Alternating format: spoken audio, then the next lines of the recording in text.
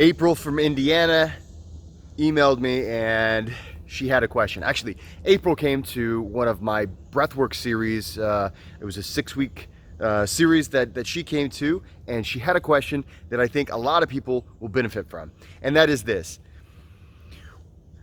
I know how to breathe when I'm trying to relax. I know all these different breathing modalities. And if you're into breath work, you've learned a lot of different kinds of ways to breathe, ways to make yourself have more energy, ways to make yourself have more of a more relaxed sensation, all these different breath techniques. But what do I do when I'm in the moment? When I'm actually in the moment of stress? What do I do at that time? How should I breathe when I'm in the moment of stress? Let's talk about that today.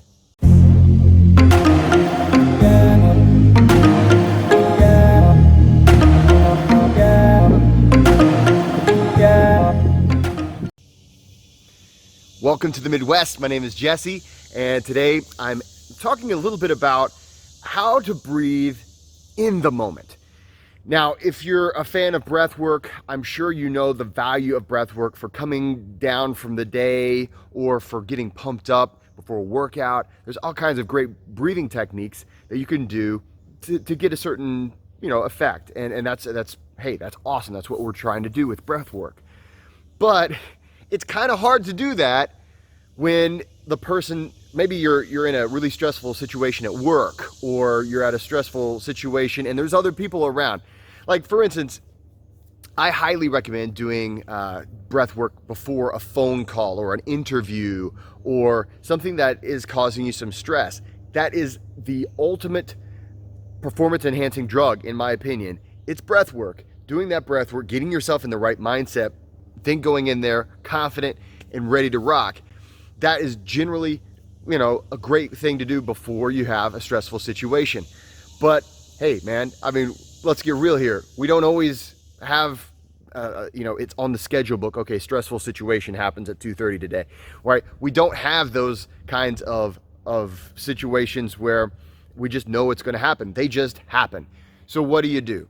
So there's a few things you can do. First of all, if your boss is getting in your face, or maybe there's some kind of a confrontation, something to remember is this. Okay, first of all, go easy on yourself. All right, go easy on yourself. Don't beat yourself up for getting the heart flaps. I don't know. It's like your heart's flapping. Maybe the heart palpitations. Don't get all mad at yourself because you're having a reaction. The reality is, you're psychologically, on the inside, you don't know the difference between a stressful deadline, you messed up at work, or somebody's getting in your face. You don't know the difference psychologically between that and maybe, a wild animal running after you trying to bite you. There's a certain degree of fight or flight that's just kicked on, and that's normal, and you shouldn't beat yourself up for being, having a normal response to that kind of a stimulant. So there's that. On top of that, there's a lot of automatic responses that we typically do, not because we are not because we're doing anything wrong. It's just kind of a natural thing. So maybe you might hold your breath. A lot of people, whenever they get into a stressful situation, hold the breath. And if you think about it, when you're in a fight or flight dominant breathing pattern, this is typically what it looks like. And whenever I say fight or flight, it's pretty easy to if you've ever seen a fight, like, I don't know, high school, behind the school or something like that. Sadly enough, I've seen my share. And so, the person will be like, right? Their shoulders are kind of going up and down, and they're starting to breathe through their mouth. They're really starting to breathe quickly, getting a lot of chest breathing. All of those things are great if you're about to be in a life or death situation where you're having to fight for your life. But let's not get in a fight at work, guys. Let's not get in a fight, if you don't have to. Let's not get into some kind of physical altercation. The thing is, if you're wanting to calm yourself down while this thing is going on, you need to understand the cues that your body is giving your brain, and also understand the information that's going back and forth and how those things work. So for instance, if you're in that moment, remember that the way that you're breathing, the way that and also the place that you're breathing is going to inform your central nervous system. Am I in trouble? It's this back and forth feedback loop. So if you're breathing with your shoulders, right? If you're breathing in your chest, you're confirming the alarms that had already gone off that sent the signals for you to do that. So you're confirming that. You're saying, yeah, I really am in a situation. The other thing is, a lot of times we start breathing through our mouths, and this may also be because you're talking, you're in a verbal confrontation, and this happens to me a lot of times in regular life. It's not like I go out picking fights, I guess, but I'm just saying, like, that's the most typical stressful situation that I will be in. It'll be a verbal confrontation. I don't know, maybe your cell phone company is trying to, charge you too much. I don't know, whatever it is. But the point is, well, okay, so we want to remember where our breath should be. If we're trying to relax and calm ourselves down, we should try to shoot for our abdomen. And by that, I'm talking about, like, let's see. I'm talking about, like, here's my belly button right there. I'm talking about right here. Really try to shoot for here. And I tell you what, if you really get good at this, you want to shoot for your perineum. And the perineum is it's one of those, it's a nice word for, it's like the place between the place between the places where you pee and poop. Okay. So that is a great place to kind of target your breath. Obviously, your lungs are not there, but as far as the mental picture, that's a great place to try to target your breathing. And then try to breathe through your nose. Try to avoid breathing through your mouth. Try to avoid holding your breath.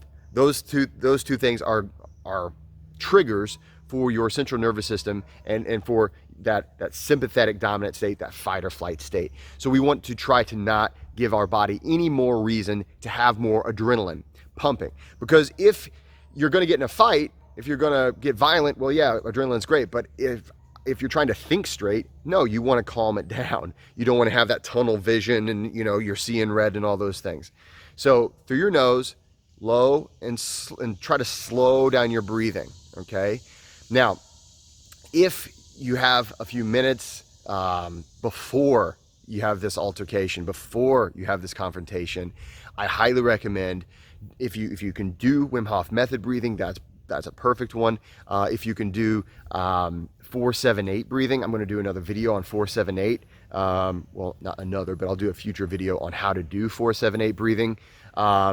If you can extend your exhale to where it's twice as long as your inhale, these are all things that can help calm you down. But at the end of the day, don't beat yourself up for getting a bit frazzled. It happens. It's normal. You're okay. And the worst thing you can do is really, think too much about it, and then you'll frazzle yourself even more. At the end of the day, also, the best thing you can do to make it so that you're not fazed by this is to be in confrontation more often. And that's obviously probably not what you want to do. You're probably not wanting to do that. Now, if you want to be really good at confrontation, be in confrontation often. The more we do it, the more we practice it, the more we can control ourselves in those kind of situations. It's that way with pretty much everything. If you want to be good at basketball, you play a lot of basketball. If you want to be good at jiu-jitsu, you roll a lot. It's just a matter of getting comfortable in that kind of a situation. Okay, so obviously, I'm sure you don't want to try to go out and pick a bunch of fights and get in a bunch of verbal confrontations, but I'm just saying that at the end of the day, it's a lot of times the people who don't have a lot of confrontation in their lives who are the most rattled whenever confrontation hits. And if that is you, hey, I'm not saying to go pick fights. I'm saying, all right, just give yourself a break. Say, I forgive myself for having this fight or flight. It's not a bad thing. I'm going to slow my breathing down. I'm going to breathe through my nose. I'm going to try to avoid breathing in my shoulders and chest. I'm going to start breathing down to my perineum. I'm going to start breathing down to my low abdomen, and then do my best to lengthen my exhales. Guys, don't go getting in fights, right? okay? Go out there and be nice to people. That's kind of part of the point is to go out and be nice to people so we don't have to get in any fights. But not everybody's nice, and I totally get that. I totally get that. So anyway, thanks so much. I hope this helps, April, and I hope this helps everybody else out there, because we all get in confrontations. It's part of life.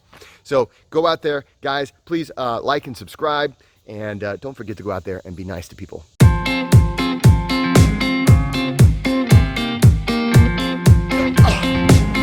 Oh yeah.